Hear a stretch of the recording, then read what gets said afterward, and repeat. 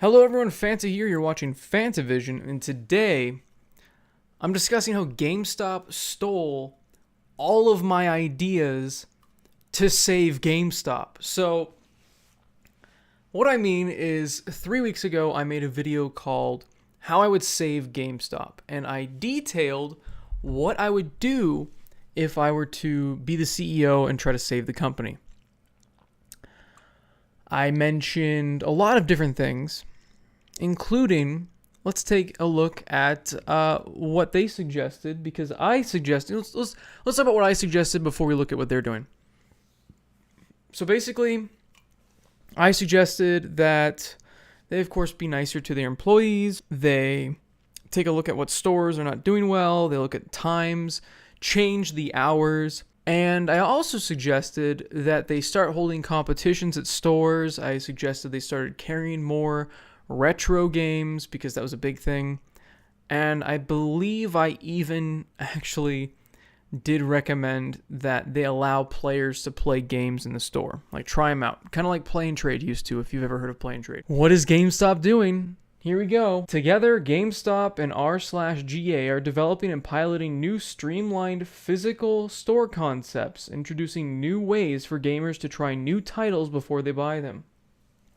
So letting gamers try the game before they buy it, which is a tried and true concept, honestly. Like I said, Play and Trade did that. Wonderful. I loved that store because you could try out games before you bought it. It's such a simple premise, you know? You're much more likely to make the sale if the customer knows that they like the game. Announcements before going on to say, so they said that before going on to say that the unique store concepts that would offer those things also would offer competitive sessions in homegrown e-leagues to locations that sell strictly retro gaming software and hardware. So that's two ideas they've wrapped up into one. So they're going to have a store. This is all ideas so far. They're not confirmed to, they're going to make a couple test stores, I'm sure, like this. They're going to be retro-based stores, and they're going to be holding tournaments at said stores, which was literally my idea. My idea was to have more retro games, capitalize on that nostalgia, and get people to come to your store by holding tournaments. And here they are. They're doing it. It's just so funny to me. It's 3 weeks later, and I'm seeing my ideas being implemented into GameStop. If they used my ideas, please send a check. If you want, you can hire me on as a ideas specialist or something like that. An advisor. I would happily advise the company in the future of what they should be doing.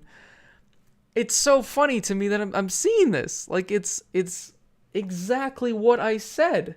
Somebody sent this to me in a tweet, and they're like, hey, did you see this? And I was like, what?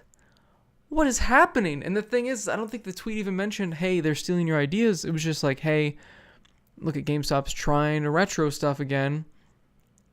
And seeing my ideas being implemented, I mean, I think they took some of the good-ish ideas, but I feel like the other ideas I had were better. I feel like the hours change would be a much more drastic difference maker. I feel like they'd see traffic increase, and they'd see the dead times be, less common. Of course, you're going to have a lot of that during the week because a lot of people have to work Monday through Friday, and a lot of, kids are going to school Monday through Friday. So I feel like hours change would have been better, and I feel like just treating their employees better should be more of a focus than a complete retro store. Now that isn't something I said. I didn't say there should just be a dedicated retro store, but I don't know that that's a bad idea. I don't know if it's the best idea because it does kind of limit their market. I mean, retro games are getting big. There's no doubt about that. They're pretty big. I mean, they've got all the different classic edition consoles coming out, and there's this big bubble where everybody started creating YouTube channels, including myself, that was game hunting. People were really into game hunting. And I was game hunting, God, I don't even remember how many years ago. I was still, I think it was like 7 or 8, 9 years ago. It was a long time ago that I started game hunting with my buddy White. And we found so much stuff. We just found games everywhere. It was crazy. We had so many game finds that this channel was actually created back then. It was called FANTAVISION because I found so much shit and he found so much shit that we didn't want to overload the channel with too many videos. Of course, what we should have done is just saved those finds and the footage and just stretched it out over time, but we were idiots and we basically found the stuff and immediately posted it. I don't know why we did that. We didn't have to. I've learned a lot over the years doing YouTube, but we posted a lot of videos here. In fact, if you look back at a lot of the really old videos in this channel, it's a young Fanta discussing his game finds. And I'm in front of like my small collection at the time. I have a much bigger collection now. And I'm just talking about the different games that I found because it was such a big thing. And the point I'm trying to make here is back then, there was lots to find because the bubble was slowly building. Over the years of game hunting, we not only started not finding as many games because we had the same route pretty much every week, even when we switched it up, it seemed like people were starting to catch on that these games had value. They started catching on that people did want to buy these older games. And because of that, the buyer's market became too saturated. It went from a buyer's market to a seller's market very quickly. And when it became a seller's market, the prices for these games went up. The availability of these games out in the wild is what we called it. When you find it at Goodwill or at a garage sale or at a flea market, when you find it out in the wild, the availability was it was gone. It was so much more difficult to find games. I'm sure there are still people out there that are finding games. I feel like the bubble has kind of popped. And that's my point, is I feel like the retro boom has subsided. I don't think retro games is as big as it was a few years ago. I feel like they missed the boat. There's still definitely a market for it, but I don't know that a store dedicated to only older games is going to do well. I do stand by that I think they should scale back all of the dumb shit they have in their stores and put in more retro games. But I don't think a retro-only store that also holds competitions is going to do very well. Especially if they don't implement the other idea I had, which is to sell energy drinks. For the love of God, sell snacks and energy drinks. If they don't do that at these retro stores, they're throwing away money. If you go to any card shop or retro store that holds tournaments, they sell snacks and drinks, and that's because they overcharge for these things and they get them for way cheaper than they sell them for. That's the reason why vending machines exist, because they are overcharging for the convenience. You're at the store, you want something at the store. You don't have to leave and go to the Circle K down the road. You want to go, oh, I'm just going to get this and now I have it. I spent an extra 50 cents. Who cares? I have it now and I can go back with my friends and play games. I know that doesn't sound like a lot of money, but if you look at what GameStop has been dealing with all these years, they've been dealing with the same profit margins, but on higher dollar items. When they sell a brand new console, they get like nothing. They get barely any profit. I think it's like $10 or something like that. When they sell a brand new game, they get about $5.50 for each brand new game. So they're not making a whole lot of profit on these $60 items. But if they're selling a drink that they bought for, let's say, they are now a supply, they get a supplier, they get it at a discounted rate. We'll say they spend, we'll just say $1 on an energy drink. I think it'd probably be cheaper. I'm not quite sure what it is. I don't own a store. They get that energy drink for $1. They turn around, they sell it for $2. They're making 100% profit. Like they're just winning. They're already making a fifth of what they made off of a $60 game right there and then.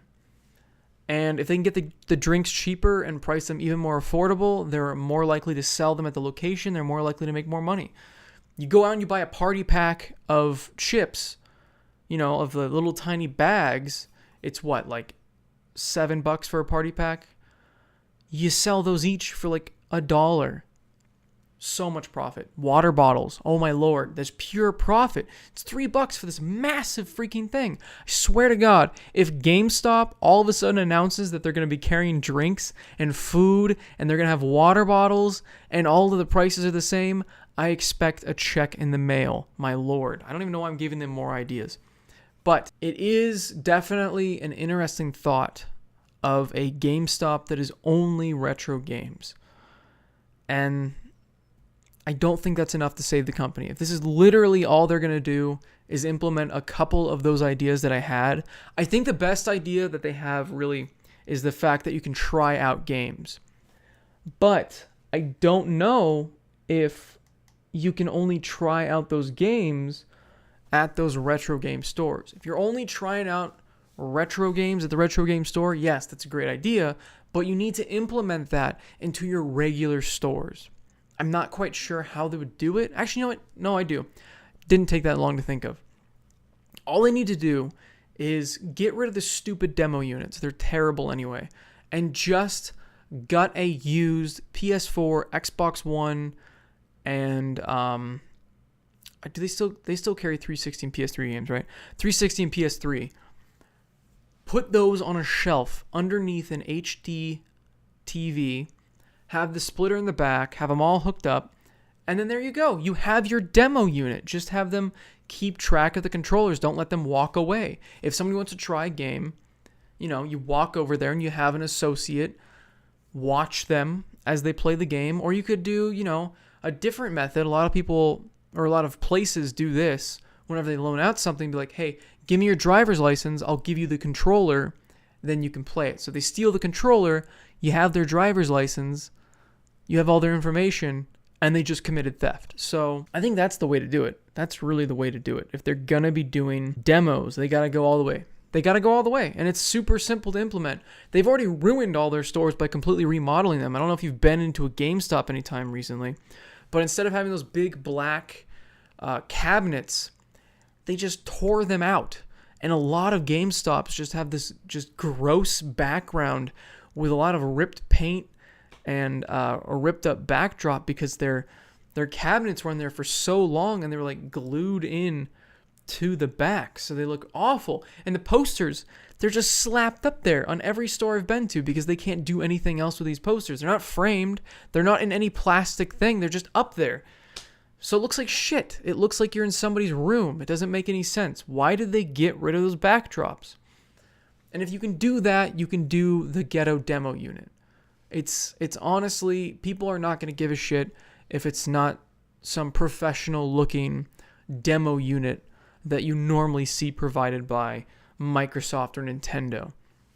If it's just a shelf with a bunch of consoles on it, but you're allowed to try any game, I'm pretty sure your customers are going to forgive you. That being said, waiting for my check in the mail. I'm just kidding. It's purely coincidence, I'm sure. If it's not, it's kind of crazy to me. I know I've said that repeatedly, but it just hit me when I saw the article and read it's exactly what I said. And I honestly didn't think they would implement anything into GameStop. I thought they were just going to keep making the Power Rewards card worse and getting people fired and getting even more negative attention from everybody. I mean, they are just not doing great.